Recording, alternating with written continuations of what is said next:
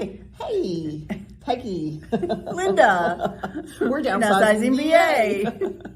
And we just wanted to share with you a little bit of an experience that we just had helping a family buy a house and sell a house simultaneously. Yes. Because that's a huge process to go through. Yes, timing is everything when you're in a buy-sell. This particular family decided about a year ago, after attending some of our seminars, that they wanted to downsize. And so they decided to buy a house in a 55 plus community where they were building new single level floor homes. So what they did is we went over for a free consultation and kind of evaluated their current home and how much they needed to downsize. Mm-hmm. And then we went ahead and put a contract on their new home so that the new builder could go ahead and build it. And that was unfortunately, that was a very long process because there was a particular lot that they wanted. And this lot would not come up for sale, even though that the community was being sold. Really? Yes. So there's typically builders will put a moratorium on sections of a community. So if they're building on one street, they may not be building on another street. And this particular lot, I can see why they wanted it. It was a corner lot. It was a 180-degree view of the woods. And then the way the house was built, you really don't see your neighbor on the other side. Oh, that's nice. Yeah. So they were,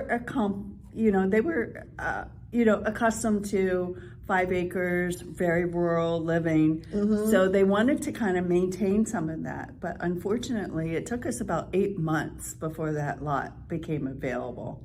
But once it became available. Yeah, so we were...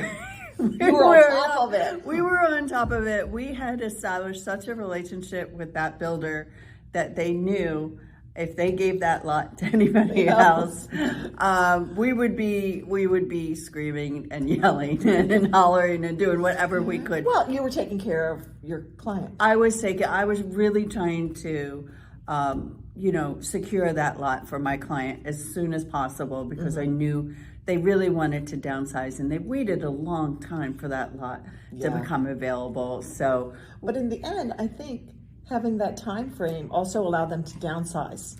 Yes. And think about what they wanted to take with them, and that's what made this whole process easy for them.